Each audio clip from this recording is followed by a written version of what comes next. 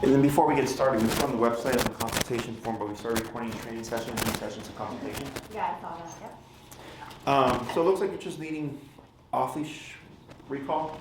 Yeah, and then there was one other thing in the last few days that I wanted to see if you can help me with, which is, so whenever we play videos of like dogs on the TV, she would bark. And then when there's sounds in the hallway, she would bark too. So it's more like alert barking. Okay. And yeah. Is she usually this wound up, or?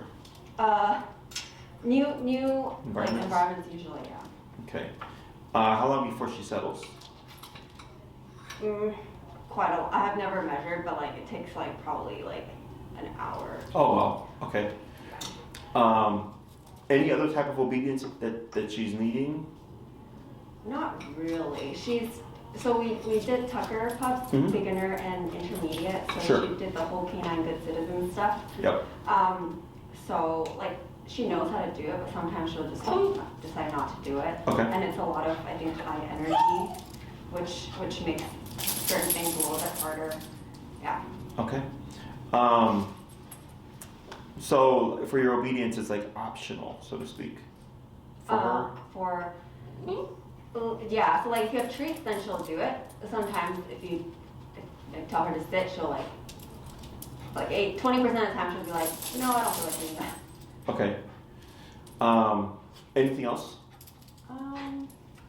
No, really that's it. Just like the excessive alert barking. Sure. And the recall. And the recall, I think a big reason is she likes to chase leaves outside. And she, even with ball, so I think anything that moves, she gets really fixated on it and then just ignores anybody else. Gotcha. So this here is a part of the barking in the home problem. Okay. This is a lot of overstimulation and or anxiety. Okay.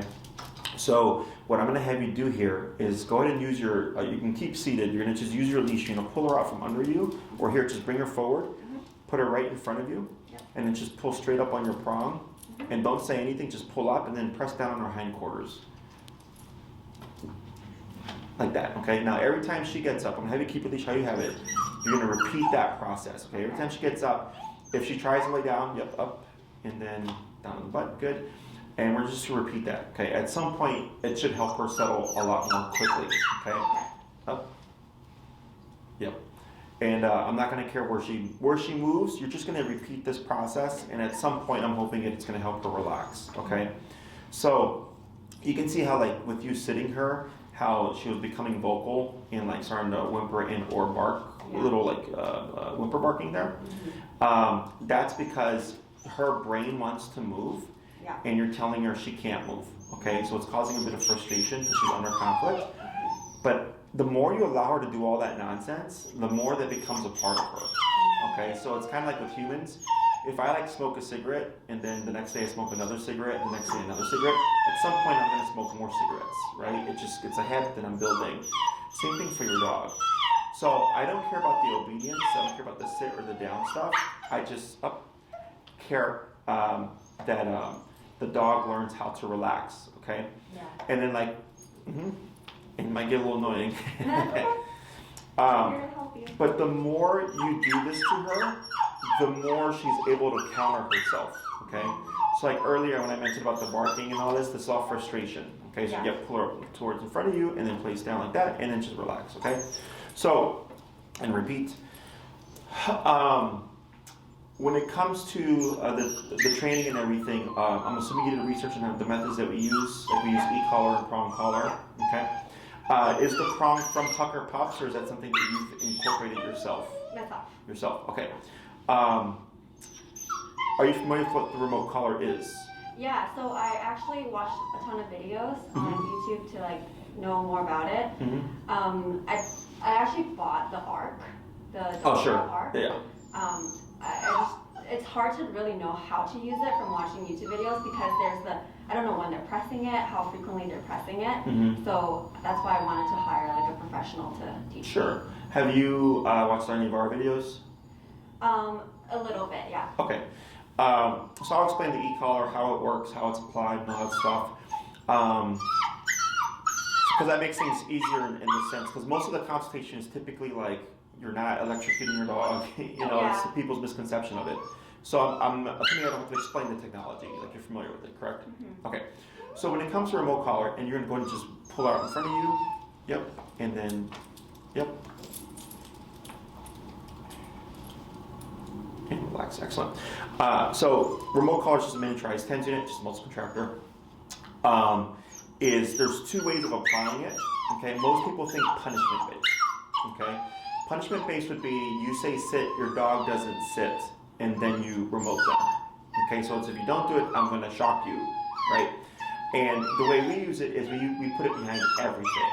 Okay, so right now when you pull up and you press down, you're doing what we call pressure work.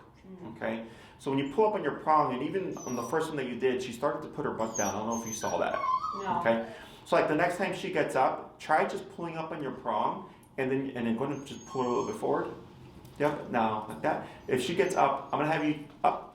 Nope, don't press on the butt. Oh, sorry. You're just gonna use the prong, okay? And I'm gonna use it as an example. So go ahead and just move her a little bit forward. Yep, and now pull up, and relax. Okay, so you see how she put her butt down without you having to, and then up, keep straight up, now relax. Okay, that's pressure work. When you pull up, you're putting pressure on the prong collar, like this, and it's communicating to her, you need to do something to turn this off. When that butt goes down, you relax the collar. That's pressure work, okay? We do similar thing with the e-collar, okay? So we don't just come in guns blazing. We have to figure out what's going to work for your dog and her personality type and the environment, and so on and so forth. So we always start low and then we work our way up, okay? In terms of layering in the e-collar, first thing that we always teach is the heel, okay? Or even reteach. Like I had a client, not a client, but a consult yesterday.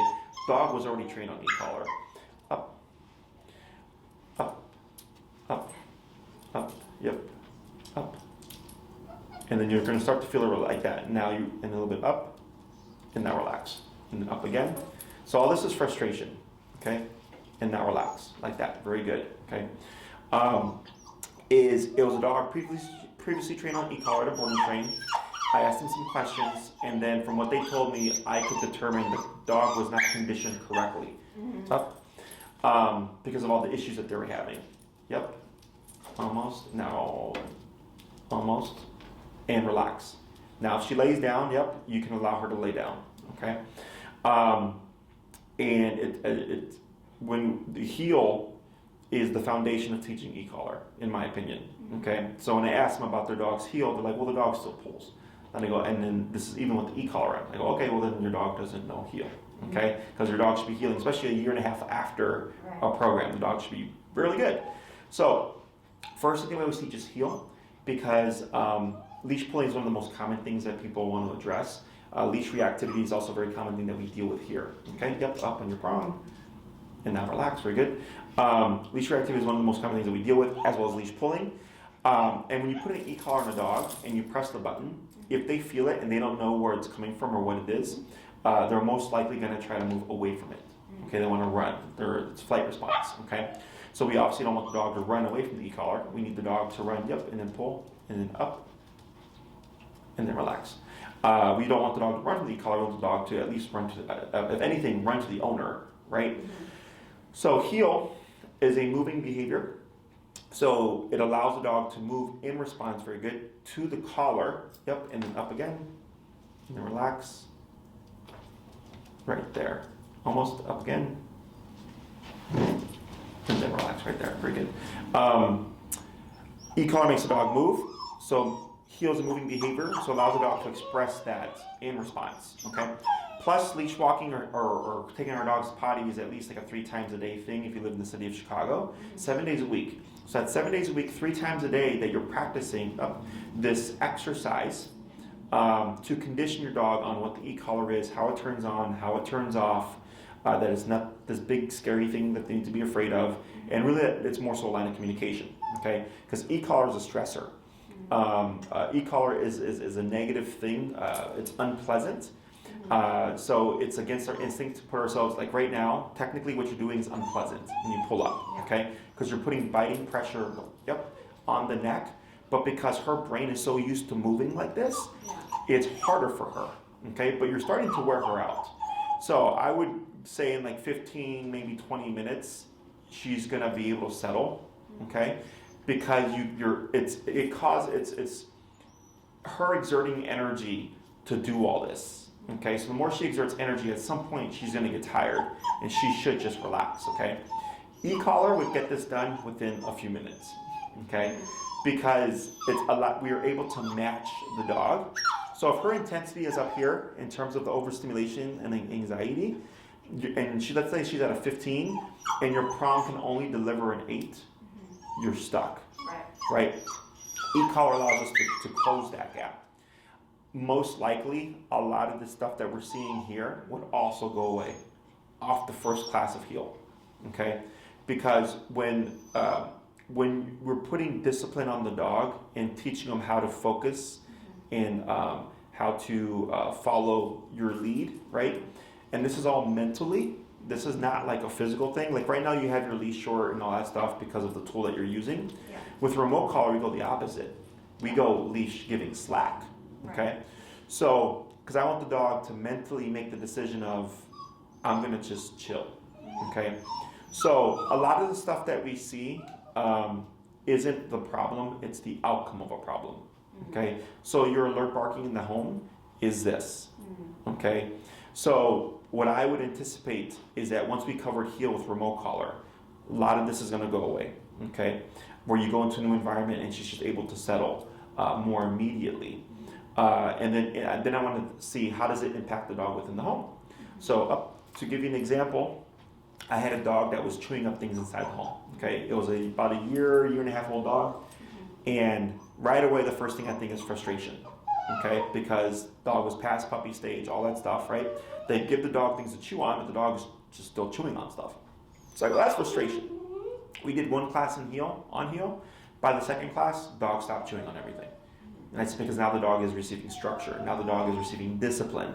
So now the dog's needs are being met. We no longer see frustration. Does that make sense? Yeah. So when it comes to the alert barking or the barking in the home towards the TV and stuff, if the heel does not address that, not a big deal. There's other ways we can address it. Okay, so that's not really obedience based. That's behavior. Okay, the dog needs to be corrected for the behavior that they're doing.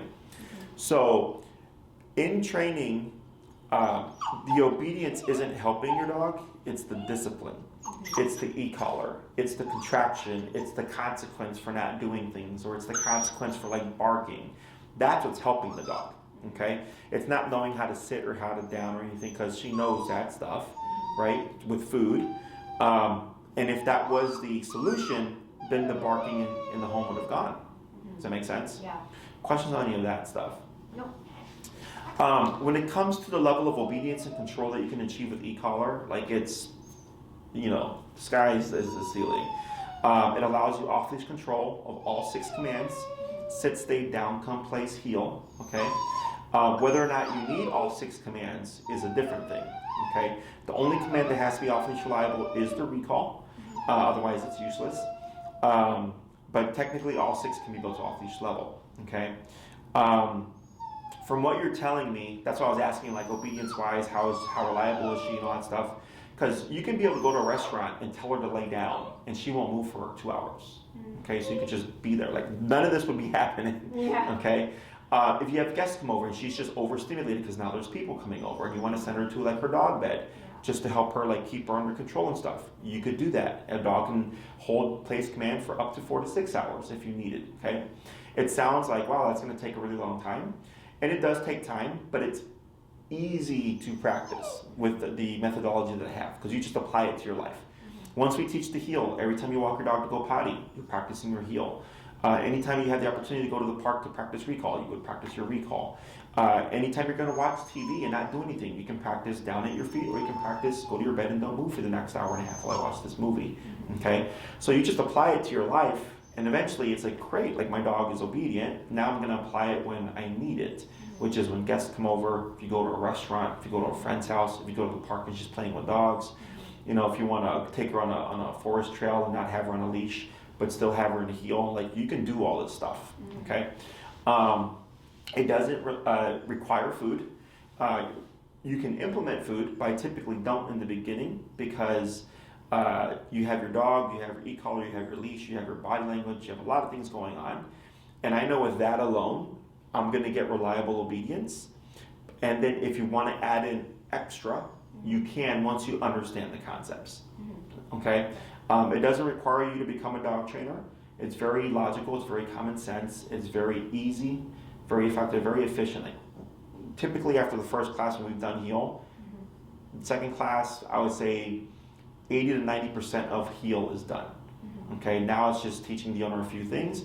And as long as they're using the tools and the methodology correctly, we shouldn't have any issues. Okay, you see how now she's starting to settle?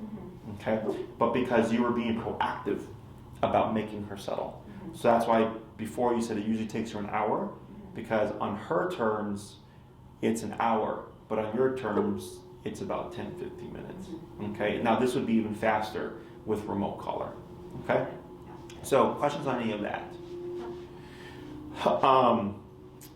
In terms of like, if you could have what you wanted with your dog, you know, not, because people always bring their ceiling is down here, right? If you could do whatever you wanted with your dog, or have the life that you wanted with your dog, what would that look like? I think you like hit it spot on. Like, she has a lot of anxiety that we, when she was younger, interpreted as, oh, just puppy energy and she'll grow out of it. But I think there's like, her mind never stops unless she's in the crate, but that's not real life, right? So I want to kind of eliminate that, and just not have the anxiety of like, I think there's a trigger, I need to mentally prep myself for her to like start barking or start being a nuisance to like a neighbor or something like that. Ideally, I would like to eliminate all of that. And then also, when she's fine walking on a leash, I think it's because of the prong collar, and we did a bit of clicker training with her when she was younger. But off leash, especially in the fall, the leaves are everywhere. She's like, it's just like a zombie. Like, she sees like leaves and she just kind of go everywhere. Does not pay any attention to you, and that it's a little bit sad because I want to be able to take her to like a dog park and just let her explore and like have a good time. But the whole time, you know, I don't trust her off leash because she probably won't come back. Correct. Yeah. If you were to walk with her and have the leash completely slack, where would she be? I think. It's okay. Now here, use the prong, you know, pull her out forward in front of you. A little bit more forward. Yep, like that, and then relax. Good. Sorry. The question was like loose leash. Correct. Will she stay beside you, or will she eventually forge ahead? She will eventually. Like, if you give her more slack, like, she'll just go to the end of the line. Okay. Yeah. So we want that tight heel. Okay. It may not be on the list of like priority for you, but in terms of everything that's going on here, heel is the foundation for behavior stuff. Do you watch Cesar Millan, or have you ever watched Cesar Millan before? Like very briefly. The dog whisperer guy? Yeah. If you ever watch any of his shows, especially his early stuff, the first thing he almost always does is walk the dog. Okay? Now he says his theory is exercise, discipline, affection, which I agree with, but what he doesn't, I don't know if he doesn't know this himself, but when he walks a dog, he makes them walk beside him. It's structured. So he's doing exercise and discipline at the same time. But the person reads it as exercise, walk my dog, right? They don't understand the discipline of having them walk beside you, no tension, no pulling, okay? Because that requires a dog to mentally be with you and to ignore all these things, you know? So like me and my girlfriend and I go to like some outdoor festival, and there's like a line of pastries and desserts and donut vendors, I gotta have some impulse control because I have a sweet tooth, right? They gotta walk all past that stuff. Same thing for the dog. If there's leaves, scents, another dog around, right? And they're just doing their own thing if given that option, right? But what I want is we're walking and all that stuff is happening and the dog is like, I'm with my owner and this is what we're doing, okay? Because it's not physical exercise, it's also mental exercise, okay? So we will definitely review the heel. And then the recall is not a problem. Heel is the fastest thing that we teach because, as I mentioned earlier, you walk your dog 3 times a day, 7 days a week. Recall takes a bit more work, okay? Recall takes the longest, you're looking at a few months of training. couple of reasons are, one, you got to go somewhere now, right? So unless you live nearby a park or something that's convenient to you, you now have to actively go and find places to do recall. You have to have your dog on a long leash for safety's sake so the dog doesn't run away. And then you have to find opportunities. So if you only practice recall in empty environments, your recall is going to be great in empty environments. But if you want to take your dog to a dog park that is not an empty environment, now you have to get a recall done with things happening, right? So then, let's say she's chasing leaves. Great, chase leaves. Let her do it for a few minutes. Recall while she's chasing leaves, right? Now you have to apply the recall as your dog is doing dog things. So that becomes applicable when she's at the dog park, okay? The other thing about the dog park is that because you are recalling your dog and there's now rules to your dog exploring, they tend to be a little apprehensive, okay? Because everything's fun and great until there's rules, okay? So now with e-collar, because it's an aversive, right? The dog may not leave your side. Because she's like, well, if I know if I go 30 feet away, 20 feet away, I know you're gonna call me, and I want to avoid that, right? Yeah. So that can also hinder you. So now you have to build comfort and like, hey, you can explore. I'm just going to need you to come back when I call you, right? So that's another factor with the recall. So plus winter's coming, it's gonna get cold and all that stuff. So that inhibits also how much time you can put into training. So just keep that in mind. When you finish the program, depending on the length of time that you do, you're going to have the tools and the knowledge to get your dog where you want them to be. It's simply rinse and repeat until you get there, okay? And a lot of my clients ask, well, how do I know I can trust my dog off leash? And I go, you'll know. I won't know, because you do all the work. You're the one that's going to the parks. You're the one that knows if you're recalling off of squirrels and deer and raccoons and rabbits, right? I don't know any of that stuff. So typically an owner who knows they've not done enough work will keep their dog on a long leash and will keep training. And then one day it just clicks. So they're like, yeah, my dog's not going to go anywhere, okay? The reason why this stuff is important is because we have varying lengths of time in terms of our programs. We have 3, 6, 9, and 12-week programs. And the length of time all comes down to what you're trying to achieve with your dog, okay? The barking in the house is easy. I'm not worried about that. It may just go away on its own, or you might find it just decrease greatly on its own. And if it doesn't, not a problem. We have an approach to correct that behavior, okay? If all you're really focused on is recall, you could do the 3-class program, okay? We still have to cover heal, because that's the precursor to doing recall, okay? So heal is typically a 2-class exercise. What I would do, because I go by what you're needing and wanting. I don't really teach stuff if you're not going to use it. I propose it, and if you want it, I teach it. If you're not going to use it, then there's no point, okay? So if we did 3 classes, heal is typically a 2-class exercise. I would condense and shave off some stuff to get it done in the class, okay? And if you did a 3-week program, I'd probably have you go on a 2-week pattern, okay? So I wouldn't see you every week. So you would have class 1, you go and practice your heal for 2 weeks, okay? I'd probably email you or have you email me and say, hey, how are we doing? You're like, hey, Jesse, her heal is great. We walked the slack leash, passed all this stuff. She's awesome. Come back for the recall class, okay? If we're having a little bit of issues, not a big problem. You still come back. We tighten some things up. And then if we have time left over, I would then work on the recall for the rest of that class, okay? After you've learned your recall stuff, a couple of weeks again, okay? You may even take longer before your last class because recall does require you to go somewhere. If within 2 weeks it's like, hey Jesse, I only went to the park twice, due to weather or family or work or whatever, I go, all right, well there's no point in seeing you for class 3, right? You come back when you're ready for class 3, okay? So then with the recall and the heal, I would review that on class 3 to make sure everything's progressing like it should, making sure that you're remembering everything correctly because it's a big part of training. There's things that we do body language wise that people tend to forget. Okay, so like in training or when we walk with our dog, if I walk with my dog who's trained to walk with my left, if I move left leg forward, my dog knows to walk with me. If I move right leg forward, my dog knows not to move. Okay, up in your leash. So not that we get that far with you, but there's things to the recall and the heal that are important body language wise. So if you came back on class 3 and you're doing these things incorrectly, I would most definitely have to address that because now there's going to be miscommunication with your dog. Okay, because dogs go more by your body language than they do by what you're saying. Okay, because they don't understand our words. So once you get all that done, then it's just rinse and repeat until you get to the point where you can trust your dog off leash, and then you can enjoy the freedom, okay? If you did a 6-class program, it just allows us to go more into depth with things, and I can most likely also teach more things, okay? So here would then be 2 classes. Recall would be class number 3. We want to get that in as soon as possible. Class number 4 would most likely be stationary work, like go to your bed. This allows you to go to restaurants, go to friends' places and all that stuff, and if she's getting a little too rambunctious, or if you just not want to have to worry about what is she doing, you can send her to a spot, she will move for whatever length of time you need to hold still for, okay? Which sounds like, whoa, really? Yes, okay.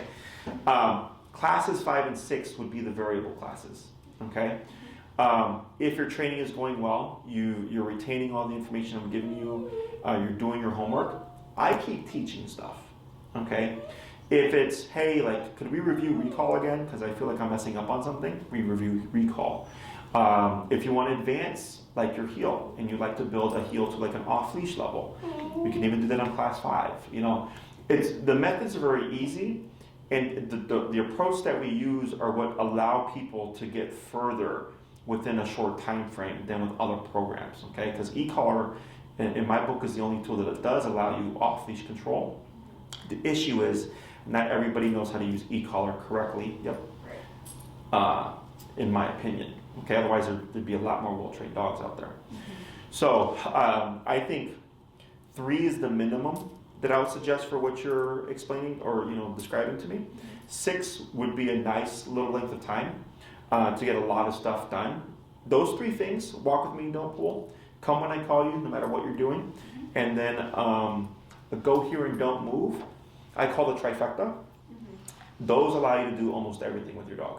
Okay. Go to the park, go to a dog park, go to the dog beach, go to a forest trail, go to a restaurant, go to, and like you have the 3. Sit, down, and stay.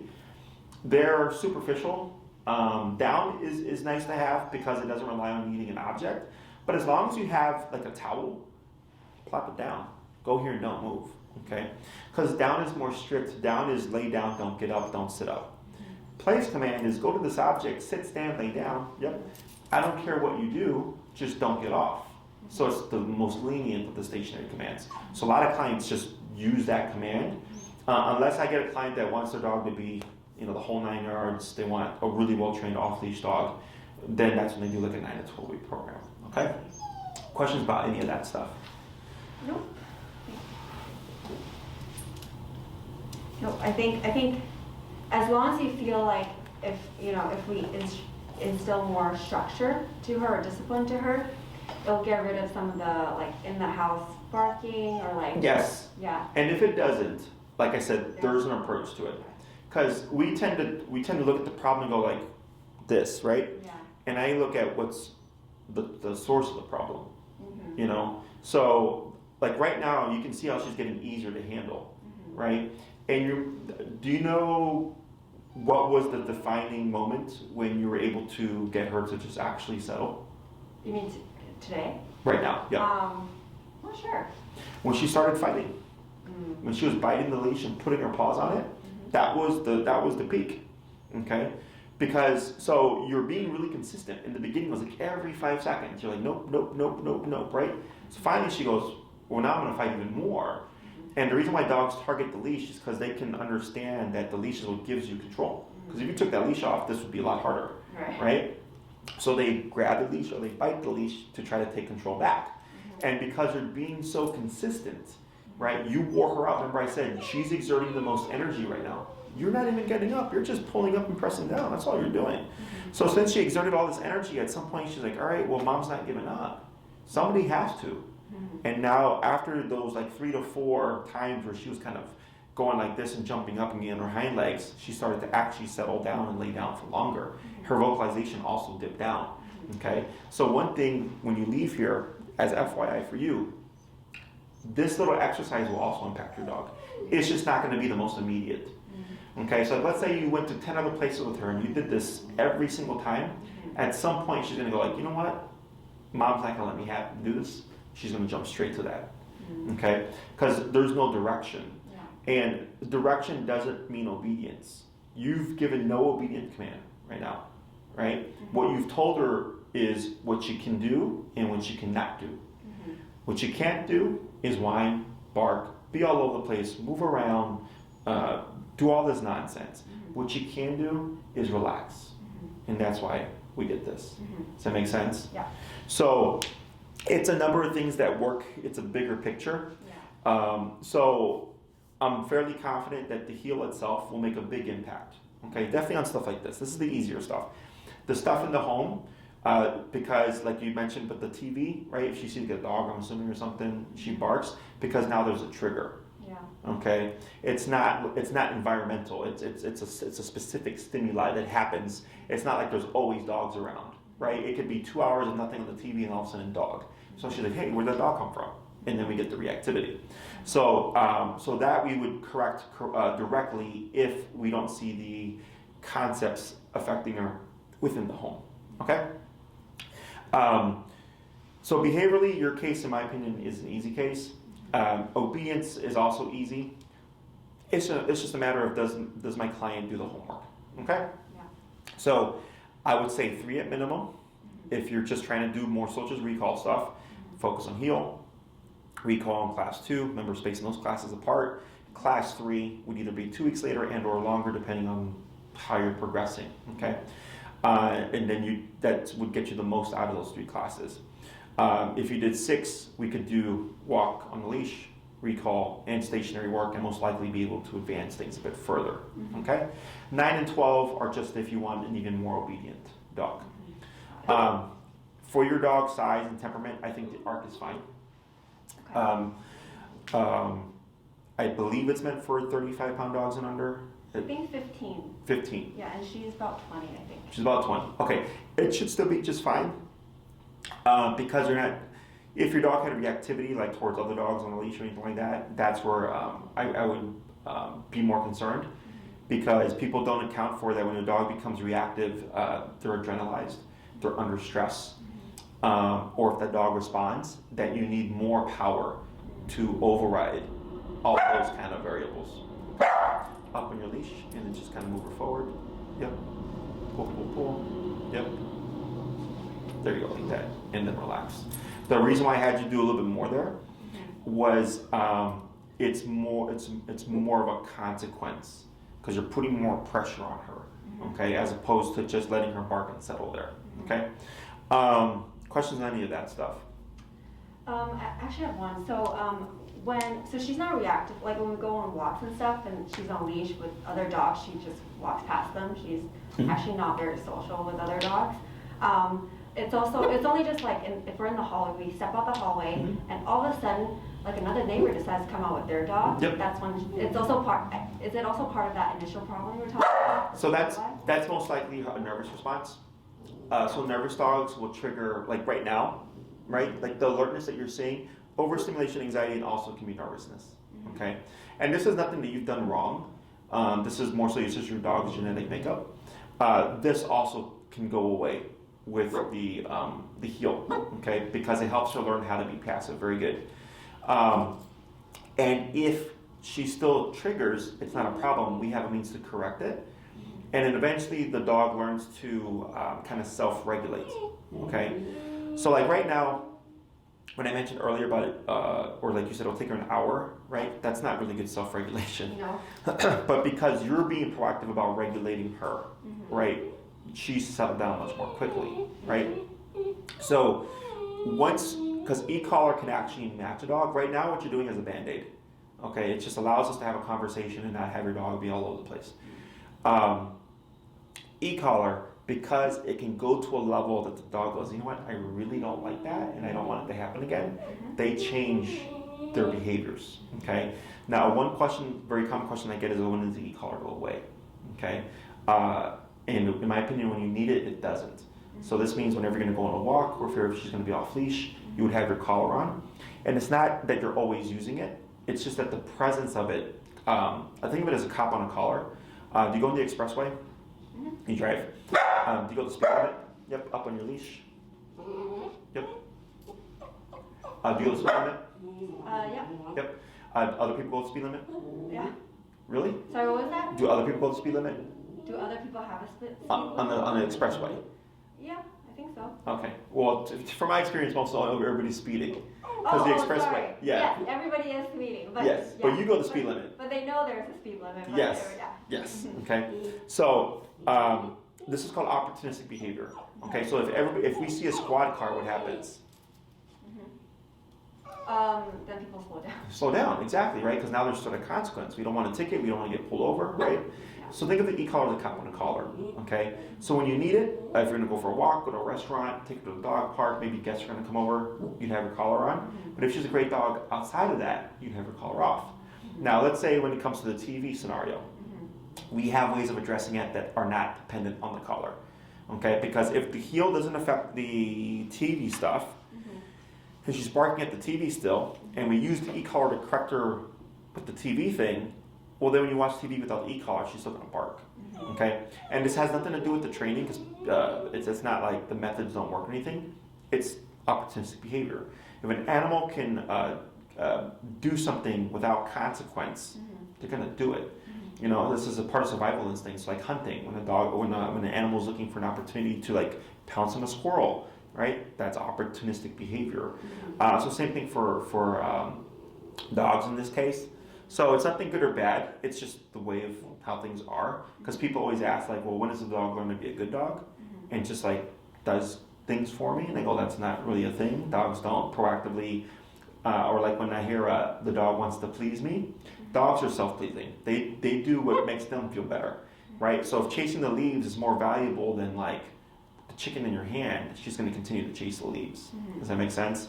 So that's why e-collar is such an effective tool, because on or off leash we have the means of reinforcing should something happen. Okay? Questions on any of that? No. Up on your leash? Yep.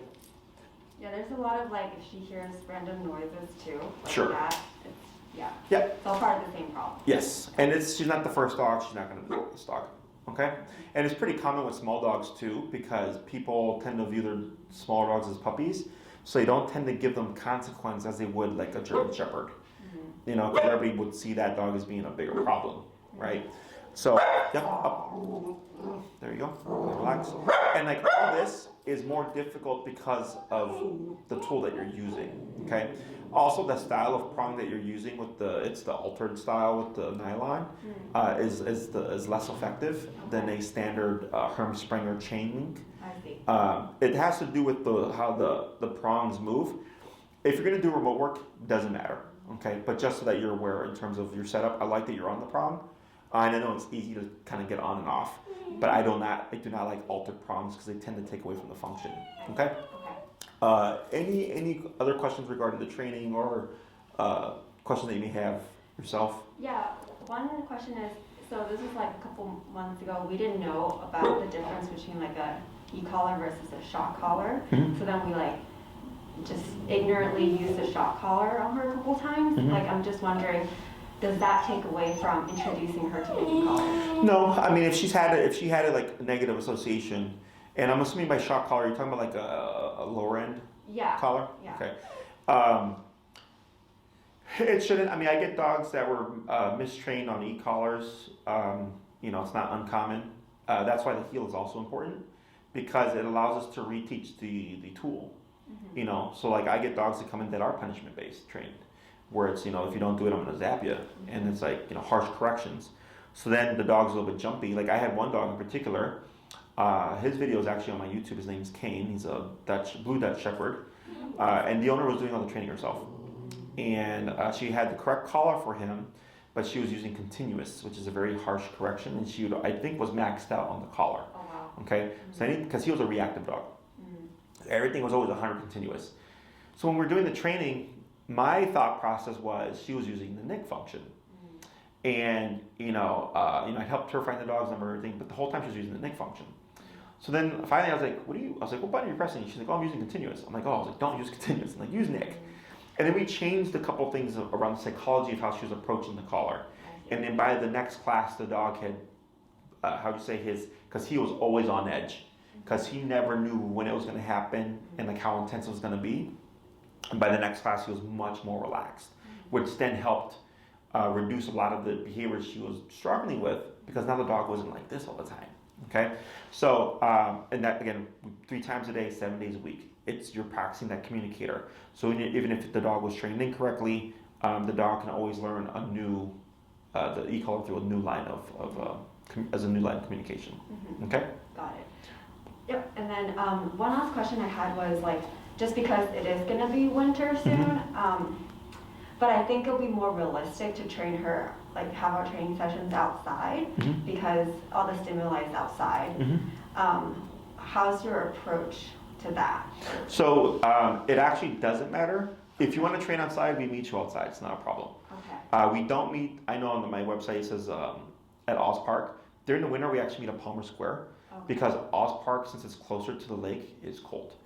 Okay, and people don't account for that. I see. So the other thing is the dog is it's not constant movement. Like there will be times where I'll stop and talk to you for like 10 minutes to explain theories and stuff.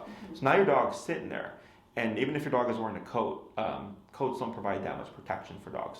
Okay, so I will meet with people outside. I don't have a problem with it, and I know people can bundle up, but they always forget about the dog and the fact that they're going to be standing there in the cold. Okay, so we meet at Palmer Square. It's a bit warmer. It keeps away from the lakefront if you need to work outside.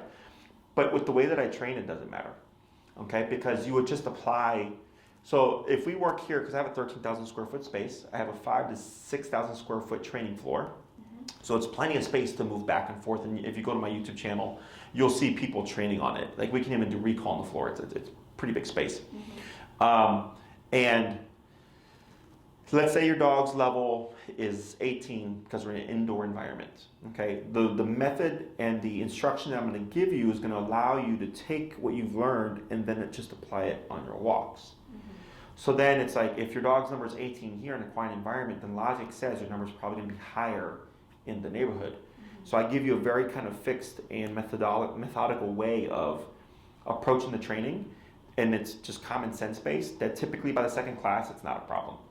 Okay, so we can either work inside so that we're not having to worry about the cold, or if you'd like, you want to work outside, it's the same concept, but you would just be in a more kind of distracting environment. Okay, so the value for the client is, yes, you get to learn in a distracting environment, real time. The con is we're out there in the cold for a bit. Inside, con being, well, you don't get the stimuli. I mean, there are, because our floor, it's when you walk in, there's dogs that play in the playpen, then we have dogs on placemats doing duration work, we have kennel treadmills right here. So there's stuff going on, but on the active training floor, it's empty space. But it's all right there within the dog's visual, so there's still technically some kind of stimuli. Okay? And if you go to our YouTube channel and you look up lesson ones, you can always look up lesson 1 and then get a feel for it, and then go to that dog's lesson 2. And then you'll see when the owner picks up the training or when they're talking, they're like, yeah, the dog's been great. So it's not necessary with the way that we train. If you had a dog, like we have a dog right now who's very reactive. She's one of the most intense cases I've had in a bit. They're ones that I'm like, yeah, you probably want to be more so outside because we can't recreate that for their dog here. So for them, it's more beneficial to do stuff outside. Okay? And that's all stuff that you can go over with Maria. Okay, sounds good. Other questions? No. So you already got your collar. I'm fine with the arc for her. It should be fine. In regards to scheduling and stuff, please allow Maria about a 5 to 7 business day turnaround. Because since you've submitted your form, there's other people that have submitted their forms. We also have previous clients that did consults that are booking, and then we also have my current client list. Okay, so it's like you're back in line again. And then once she gets to you, once you've, because we do typically recurring time.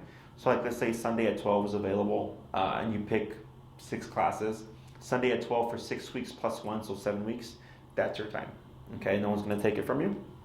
If you cancel and reschedule, let's say by the 7th class, if you have, or 7th week, you have 2 classes left over, you've used up what we call your priority.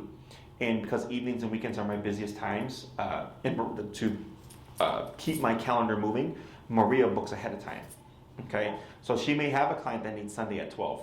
So then she thinks, well, you have this for 7 weeks, so I can put this person at that time after that 7th week. So then if you've used up your priority, Maria would contact you and say like, hey, you have 2 classes left over, but we have to book that time for someone else. What other times are you available? And then we can wrap up the program that way. If you're doing the 3-week, not really going to matter too much, but you most likely would not get a recurring time because I'm suggesting I see you at least every 2 weeks for the first 2 classes to give you time to practice. Otherwise, if you do 6 weeks, you'd most likely be on a recurring timeline. Okay.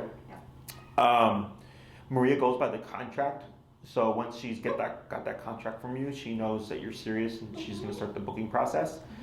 If you want to try to help expedite things a little bit quickly, you can email her your availability. So you can say like, hey Maria, I want to do 6 classes and here's my availability. And that kind of just takes away a step because that's exactly what she'd ask you. Okay, what program would you like and what's your availability? So she can then send you the form and then she can already start kind of looking over my calendar to see where she can place you in. Okay, and then once all that stuff is submitted and she can invoice you, you'll have your start date and everything, and then I see you whenever you're scheduled for. Okay. Any other questions? I don't think so. Thanks for being so thorough. Oh, the boarding services. I know you guys don't take any boarding until they're like either trained with you or they do daycare here. I'm assuming that we can't sign her up for boarding or anything. When would the boarding date be? Like the first week of January? If you started training and got like 1 or 2 classes in this month, even just 1, you should be fine. Okay. Yeah. The reason why we do that is even if we have a completely, like we've had, for instance, we had a golden retriever who was one of our first clients, and because she was a golden pup, they just threw her in at her old daycare in a group of dogs, and they like freaked her out. And then here, she loves coming here because we took the time to ease her into the environment. So it wasn't just kind of like, oh my God, I'm like surrounded by 50 dogs, right? Yeah. Plus we do smaller groups. Also, like, even if it's a completely social and friendly dog, being left somewhere away from their family that they don't know is stressful. So we get the very friendly dogs that are just sitting there shaking the first day because they're like, holy crap, this is freaking me out. And then so the evaluation is just so that we can correctly introduce your dog to the space. The 1 month of daycare is just so there's familiarity. So that this way, we had dogs that when we didn't require that would come back and it'd be like a reset. And now they're like trying to break out the kennel or they're chewing up stuff because they don't come here regularly. Okay, and then we didn't train them, so we don't have the tools to correct things or because the structure of the e-collar allows you to transfer that structure to us. Because then she goes, oh, well, you guys are doing this thing just like mom does it. So it creates familiarity. And if there are any behavioral things that we have to correct, well, we have the tool, so it's not a big problem. So if you get at least 1 class in, she should be fine. Okay. But we still recommend the eval just so that she's not just like, here you go for the first time and we have her for a few days and the dog's like freaked out. So okay. But yeah, as long as you can get a class in, it should be fine for the boarding. Okay. And then they're not dogs that we have trained are not required to do daycare once a week because we have a tool. Okay. Okay. Other questions? No. So feel free to reach out to Maria with your availability and in whatever program you'd like to do. 3 at minimum. 6 would allow you to get a lot of value out of the training and do almost everything with your dog. And then just give her a few days to get back to you. Okay? Anything else? No. All right. Well, it was a pleasure meeting you. Me too. And if anything pops up, if you have any questions, feel free to ask Maria. Okay. And then she'll be sure to answer those questions for you.